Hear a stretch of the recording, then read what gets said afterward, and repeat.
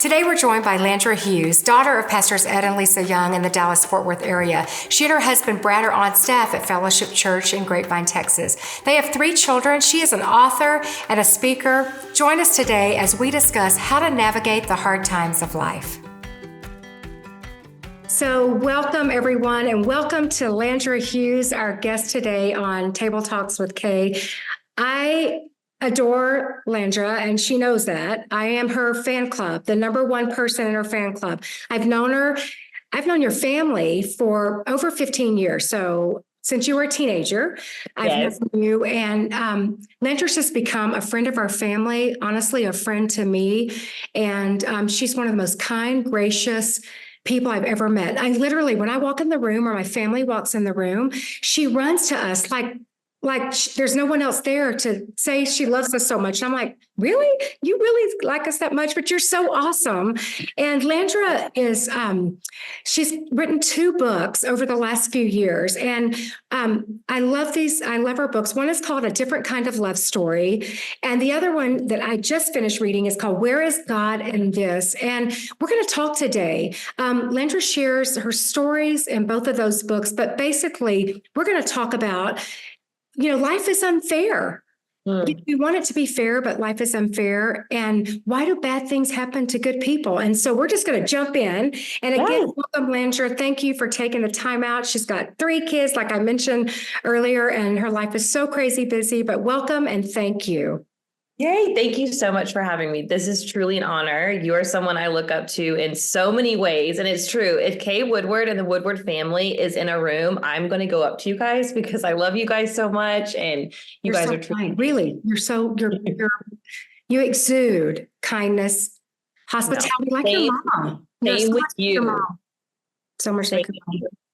Well, we're going to jump in, and I asked Landra if she would share, just catch us up with her life and her journey. She's so vulnerable in both of these 2 books, and I'm going to be, sharing with you how to get them and where you can find them. But Landra, if you'll just start sharing a little bit about your journey with us, and how did you get to where you are now? Yeah, of course. So I talk about this in my first book, A Different Kind of Love Story, but I grew up in a pastor's family. My dad's a senior pastor.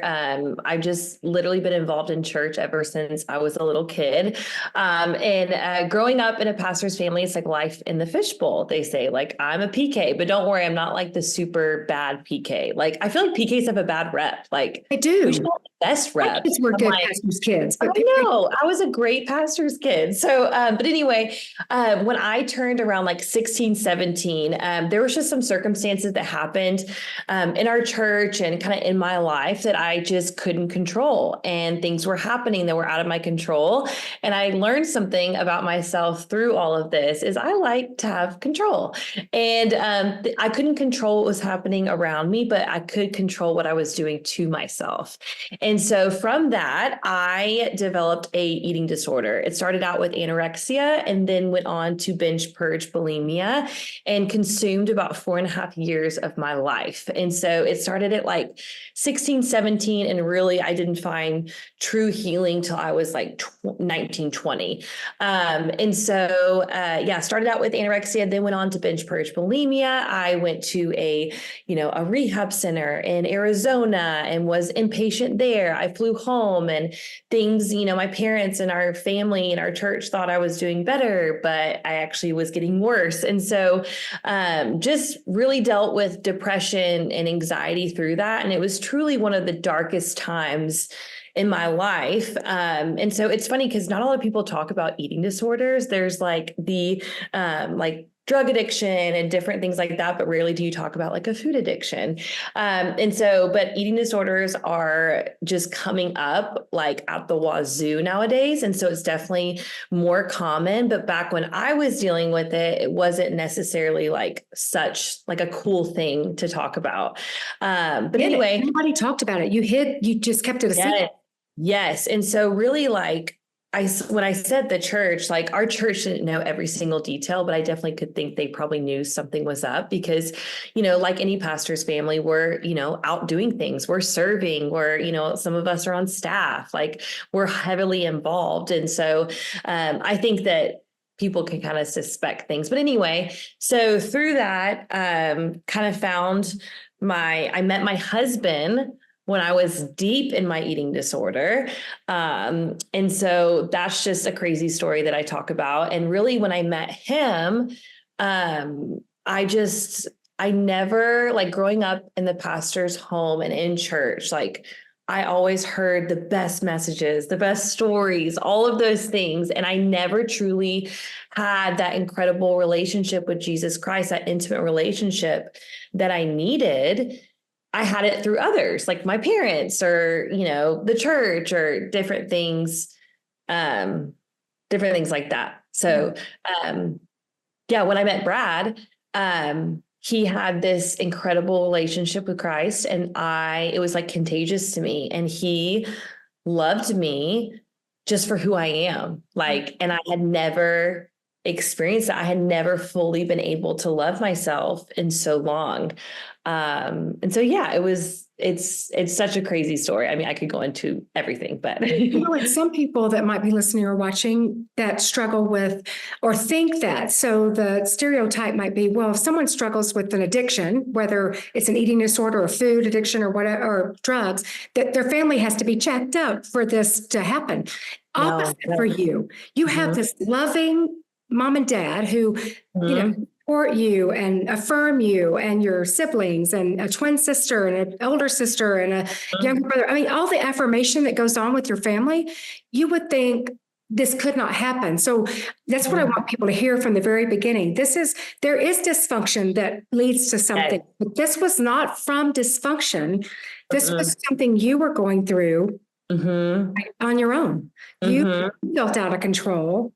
And the enemy, the devil, made you feel that, okay, you have to control a part of your life.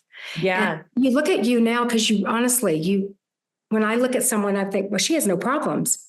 You're beautiful. You're gorgeous. Your personality is great, but you would have never thought you were so beautiful as a teenager. And it's funny because, like, a big thing is people like look at certain families and they think, wow, like they do, like, and our family is not perfect by all means, but I do have an incredible family. And it's funny because I would be in therapist office like throughout my healing journey, and they would be like, so tell me, like, what's wrong with your home life? And I'm like, really nothing.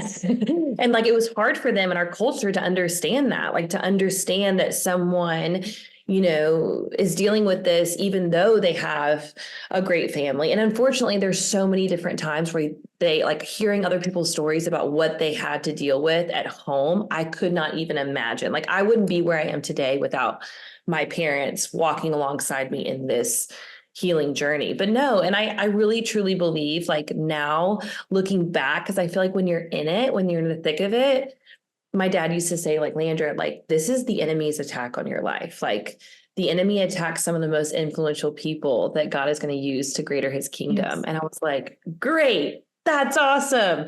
And, I was like, yeah, right. That's not me. Like, no, there's no way. And then now looking back on it, I'm like, wow, God's hand through it all on, like, I see that that's the enemy. Like, I see that his voice was louder in my head than God's voice. And I was listening to his lies and what he was saying instead of God's truth and God's love about myself. And so fast forward to meeting Brad, I completely fell in love with him. I was like, I dated a lot of people, like, in high school, and I was like, oh my gosh, I love those guys. Like, I love them. But like, once you experience love, like, and I fell in love with Brad. And I remember, like, it was yesterday, I have a twin sister, like you said, she got married, and Brad and I had been dating for 6 months. And so when you date for 6 months, like, that person pretty good. So Brad had known that I had dealt with an eating disorder, that I was like, had gone to rehab, but he just thought everything was okay. And I presented that to him. I presented that to my family. Like, oh, I don't deal with that stuff anymore. Like, I'm great. When really everything was a lie. And so we had been dating for 6 months, and Brad came down to Laurie's wedding. And Laurie had the most beautiful ceremony. Like, it was just, you could just see her and her husband's love for one another and everything. And so after the wedding, Brad and I, he like wanted to take me aside and just talk to me. And so he took me aside. All the festives were like dying down. Like, I remember it like it was yesterday. And he was like, he looked at my eyes. He was like, I cannot wait to marry you. Like, I love you. I want this next step, like your twin sister just took. And in that moment, I truly felt the Holy Spirit come over me and say, like, you've got to say something. Like, you've got to speak up. You've got to vocalize what you're really going through, because growing up in the church, growing up in ministry, like, I knew I couldn't enter into a marriage with him not knowing who I really am and what I'm really struggling with. And so I literally just word vomited like out everything that I had dealt with, everything, all the thought, like I was vocalizing things I hadn't even vocalized myself. And I had told them I dealt with the eating disorder. I had been lying. I lied to him. I lied to my parents. I lied to all my friends. And this is something that's happening multiple times a day, every single day. And I've lied to my therapist, like just all of these things. I'm literally sitting there telling him that. And then I was like, okay, like, you can leave. Like, are you going to just run for the hills? Like, literally. And he was like, thank you so much for telling me.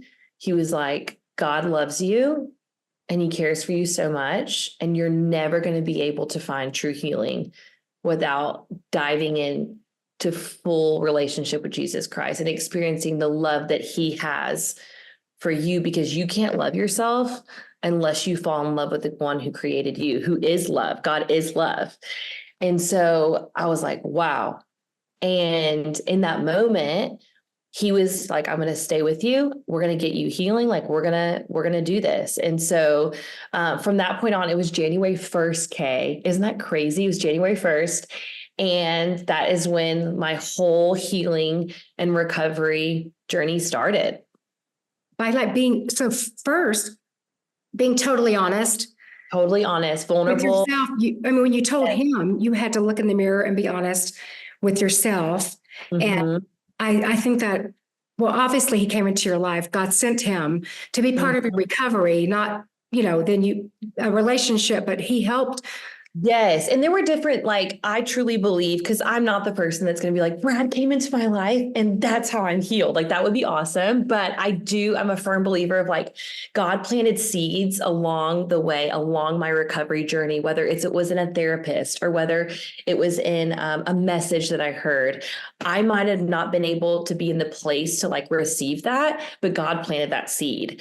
And whenever I had that conversation with Brad, everything just clicked. And I believe like that happens. And that's kind of how it is for a lot of people, that you might think, well, why am I not just healed better? God can do that. He truly can. But, it is not a sprint. Like, it is a true marathon of like just walking each day with Christ. And it's going to be hard. It's going to be tough, but God has planted seeds along the way, and you just have to grow in it. So listening to you, would you say, because you said you like to control, so do I, but I would feel like when you're coming out of anything, like when we're going through any kind of dark place or struggle, the first thing is to give up the control, because you probably thought you had it under control as you're telling the lies to your family. But I've got this. I know what I'm doing. I've got it under control. And to release the control, which is what honesty does and transparency does, I would think that would have been the first step. And, I've heard you share your story before, but when you say it, I think, how many people do we know that are walking through something today that they've got it all under control and they're going to be okay, and they're not okay. They're not okay, because a very close cousin to I've got control is hopelessness, and it's out of control. And what are we going to do? The tension of those two is just unbelievable for anything we go through. And I think too, like, the whole control thing is, the enemy likes to tell us that we can be in control when really we have to serve the one who is in control. And I think Because you can't do it. We can't No, do it you on can our do own. it on your own. And I think that literally the moment for me is I had to get to that place where it's like, I'm not God. Like, God, you are. I'm not. And, I have to trust you. That's what your word says, to trust you in all circumstances. And for me, like, I have to trust you with my body. I have to trust you with the circumstances that are happening around me. I have to trust you with, everything that I go through that might not be what I like. I have to trust you because I know his ways are higher than I could ever understand. And his plans are so much better than what I could do. So why am I trying to sit here and control those things when he's looking down at me like, just give it to me? And I had to do that. And I'm telling you, like, I believe vocalizing the things to Brad and vocalizing those things ultimately to the Lord was really the only way I found true healing, because you have to give it all to God. You can't hold on. Even when you've done, I mean, the things that I did, the lies that I told, the relationships that I burned, just you name it. I had to say everything and be like, you know what? I lay it at your feet, God, because I know the only way to find true healing, true peace, and true recovery is to walk alongside you. But I want to give you everything that I've gone through. And I know that he loved me through all of it. That's why, I mean, the title of your book that talks about this journey is called A Different Kind of Love Story, because it is a love story, but Yes. it's such a different, it's not intuitive for us to think that the whole book. You just have to get the book. And I promise I will show them and let people know how to get a hold of these, because, we're just going to touch the surface of a couple of things, but if someone's wanting to deep dive into what you really did, and how you had to work through some of the issues. So you're going through, coming out of your recovery, you get married, and then your family just a few years ago recently went through another unfathomable challenge and heartbreak and loss, with the loss of your sister. And your second book, it doesn't just tell the story. It deals with so many issues. Your book covers so many things, but in the process, you weave the story of your sister, Lee Beth, who we also knew her for all the same years, and watched her life and her journey. It looked like this most amazing life, but she was struggling with an inner fight. I know it's not the easiest thing to talk about. Both these things are hard, but I just know that so many people are walking through things that they don't think they're going to get, that they can't take another step. That hurts too much. So a little bit about your second book, Where is God in This? So I was able to write 2 books, and what a blessing that was. So I finished not Where's God Is This. I finished A Different Kind of Love Story, and it was actually right when COVID happened. So it launched at the end of February, and then COVID shutdown was March. So I was like, that was fun. Everyone's like, how was your first book? I was like, awesome. The world shut down. And then I knew that I was going to write a second book, and I started the writing process in, I want to say, because it's a long process, as you know. I started the writing process, I think it was in like November, December, started praying and really thinking about what I wanted to write about, because really I poured my heart and soul into my first book. So I was like, man, what have I gone through? What do I really feel like the Lord has placed on my heart to be able to share with other people? And so I started praying about something, and one subject kind of came to mind, and I was like, oh, that sounds good, yada, yada. So then started that process. And then I, just as you talked about, January 19th, the worst day possible of my life, I lost my older sister to an alcohol addiction. And it was just, my world was rocked. And at the time I had 2 kids. And so Sterling was 2.5, and then Jackson was 7 months old. And we were living in Norman, Oklahoma at the time, away from my family. And so I, processed that for like the first couple weeks. And, it was truly one of the hardest things I've ever gone through.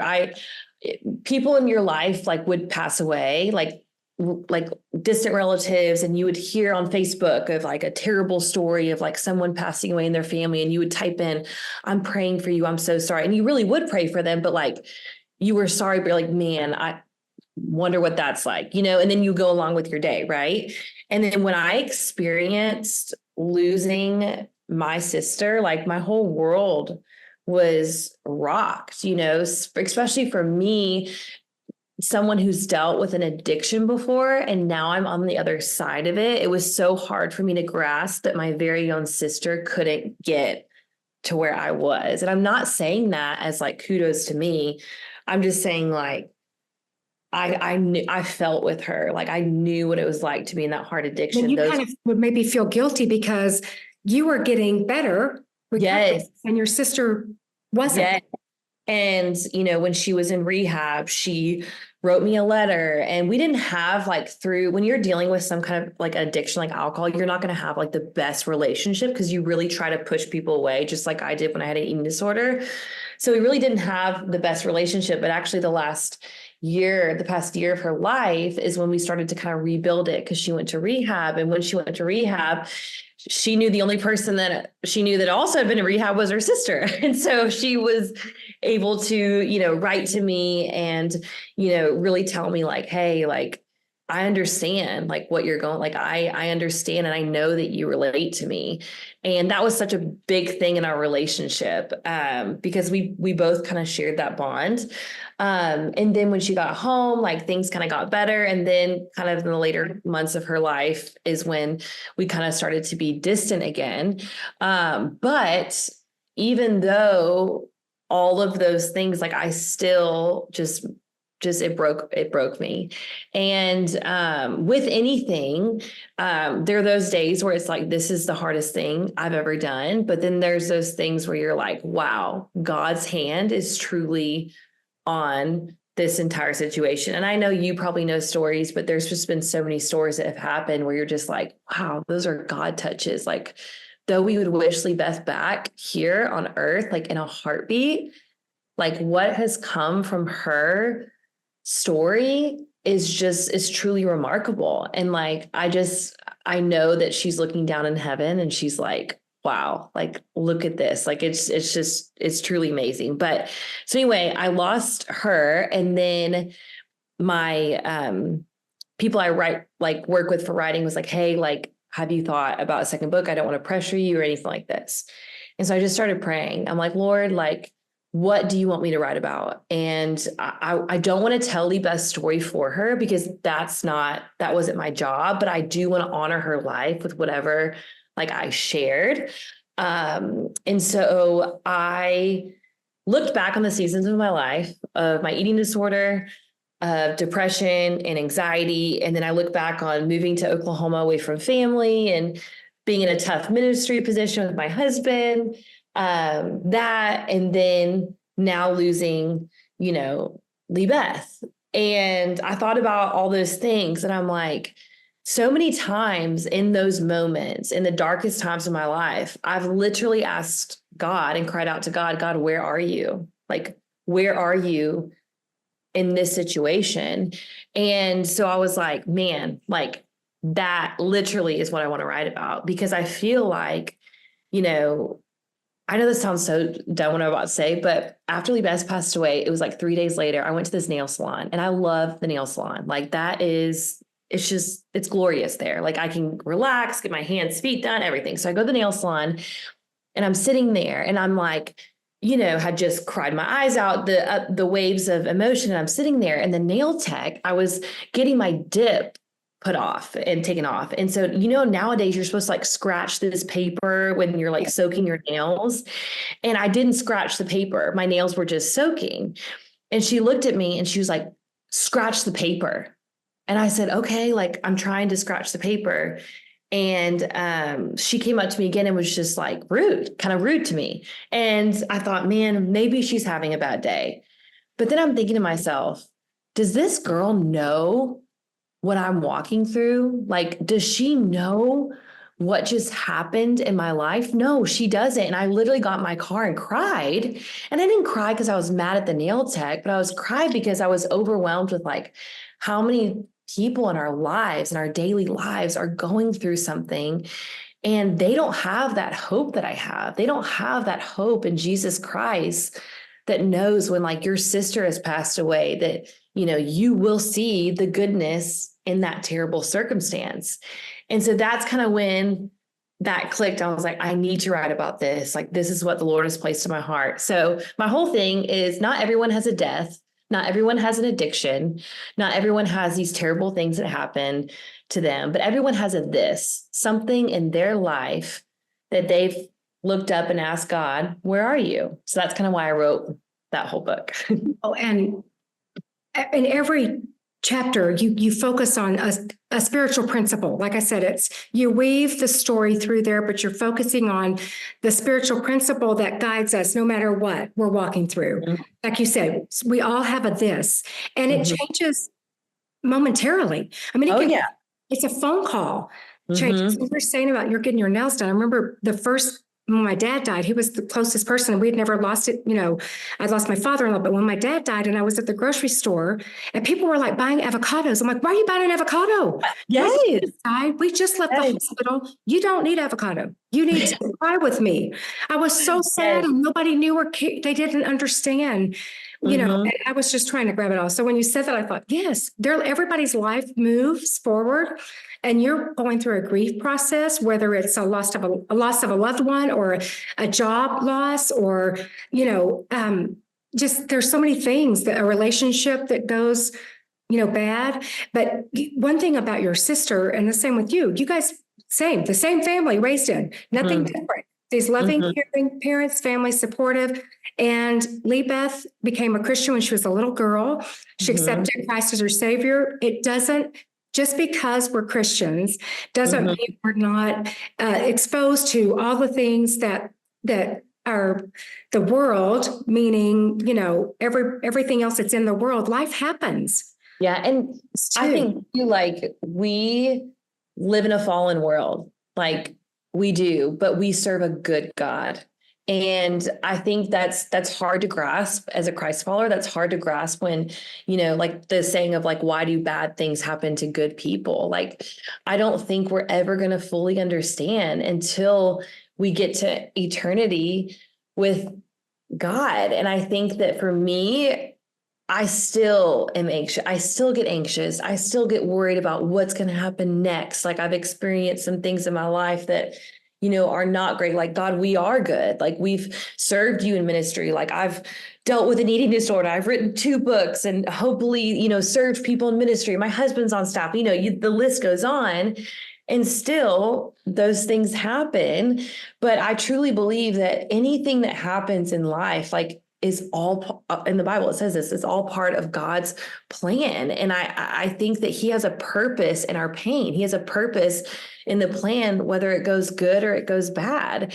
And oftentimes when we ask God, like, where are you in this situation? We look back after going through it and see his hand through it all. You see those God touches, you see what you've done, and you might be in the pit right now and you're looking up like, are you joking? Like, God, where are you? And oftentimes I have literally had to pray the high risk prayer of like, Lord, reveal yourself to me, whether it's in a worship song or a scripture verse or a devotional or a message.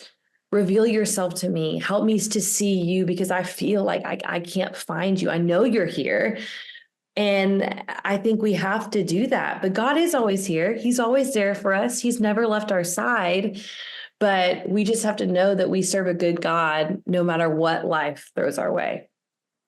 When you're talking, I'm thinking, we think that God's in the situation when he takes us out of the situation. So when things look up the next day or right away, then we're like, okay, God answered my prayer. He's in the situation. That's why we can't see him, because we're not out of there. We're still going through all the mess. Yes. And we feel like he's not with us, or he wouldn't let me go through this mess. And you're a parent, and I've raised sons, and now, with my grandchildren all the time. And there are just times that, it's not looking good for them. They're upset about something and we can't go along with their plan. And they're mad at us. Like my little grandkids, I'm your grandparent. I do everything for you. I don't even say no hardly, but I'll get one that'll get mad at me for something, or get a little one that when I say no, or they don't feel like that, I'm there. I love them. Yes. Same thing. And then, He's there when we can't see them. Someone spoke at our church recently and said, God's always cooking in the kitchen, which really relates because I know about food in the kitchen. Yes. He's always there preparing, cooking. We just don't have the finished meal. The meal's not ready yet. He's putting ingredients together and he's getting it to the right temperature and he's bringing it to a boil and he's letting it thicken. Because a pudding's not good if you don't let it simmer and get thick on the stove. So he's doing all that so he can present us with this amazing chocolate pudding in our life because it's just right. And I have to remind myself, I'm like, okay, God, I hope you're stirring and I hope you're making something good because I'm not seeing it. So he's here. So and I feel, when you're saying, I feel that in my own life. And sometimes I lay there and think, I'm in my bed. I'm like, God, I mean, where are you? Are you asleep? Because this is happening to my friend or my family member or to me, and I'm just not feeling it. But you cover those things so well and give such good principles that are in the book too, that I think we take time after a podcast, because we're just touching the surface, to go back and really go through those things. But, I'm wondering, just to kind of help us to find a landing place. I wrote down a question because I know people are listening and they're like, okay, yes, I get it. That's me. And I'm sorry you went through that, or if they're going through it. But what are some practical ways, just quick and off the top of your head? Yes. Ways people can get through adversity, because how do you got to get through adversity? You can't see God's presence until you push through the pain. Yes. And the adversity. So practical tips. What could you? Yeah, I think number one, whatever you're going through, the enemy likes to tell us that we are the only ones when we're not. And so I am a big component of community. And you find community, the best community, in the local church. And so for me, I wouldn't be in the position to have the friends I have and have that community if it wasn't for our church. And yes, I'm a pastor's kid, but I truly had to find that for myself when I was going through these things. So find community. And then I think also don't be ashamed to be vulnerable. Just like I said, the enemy likes to tell us that we're the only ones. When you're vocal with what you're walking through, vocal with the right people, finding those people in church, whether it's a connect group and connecting with maybe an individual, and then you feel like, man, this might be a safe person to be able to share something with, be vulnerable, because you never know what God's going to do when you're vulnerable and open with what you're walking through, because there's so many people around you that want to come alongside of you and help you along your healing journey or whatever you're going through.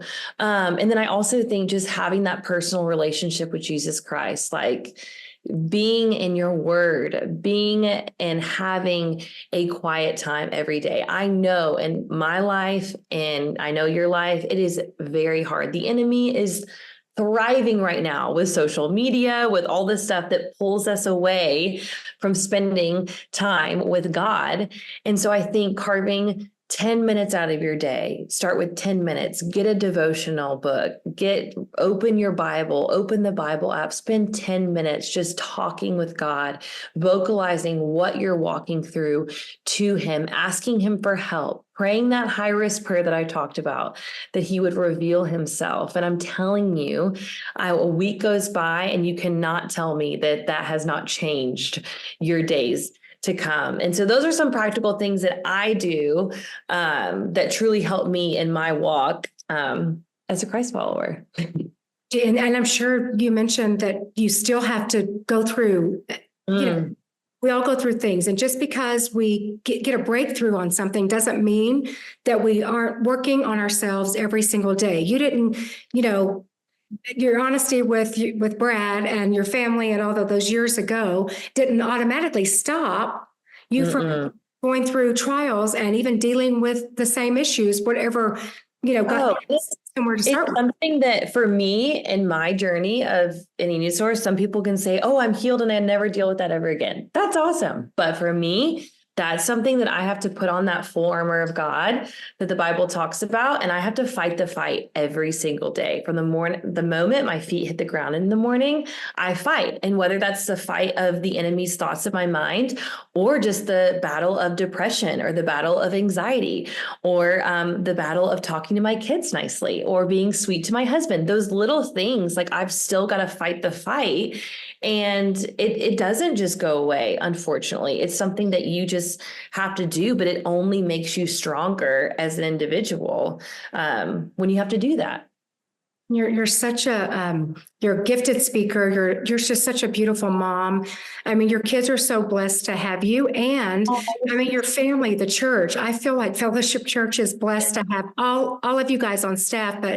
But when you've walked through what you've walked through, and your family, the empathy, the sympathy then you have, and empathy you have for people, it just changes everything, because you see people post and you're like, oh, I'm so sad for you. Now you're like, I'm so sad for you. And so it tells us we don't want to have to go through tragedy to be able to sympathize with someone, but that God would open our eyes and our hearts to really hear and listen when someone's going through something, so they feel like we can be that community for someone else. And you have been. You've shared. You've made yourself so vulnerable so that others could learn from you. And I feel like for this generation, you have such a great voice. And, my prayer is that it would just become even louder, that your reach would even go further, because people need to see you on the other side of the hurt and the pain that you were going through. I just, so excited for you and what's even next on your plate. I mean, to be able to be where you are and be the gift that God's given you with writing. And again, people will see it the minute they open the books and see your heart and your gift of words. It's just, they're very, very good. And I'm honestly just so blessed to know you. I have prayed for you before you found Brad. I was praying for you a husband, because you came, we've talked about it before you met him. Yes. We're praying for you to find someone. I have to say this. She said, I just need somebody athletic.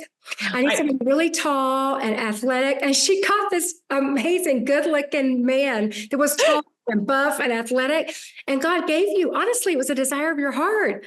Literally. So women watching, you don't have to dumb down your prayer request. You don't have to scratch. No, and he literally fell in my life, and I was like, wait a second. He didn't live in your city. I mean, your paths crossed by. It was I'm truly a God thing. So he literally is the man I literally told him this the other day. I was like, you're still the man of my dreams. Like literally.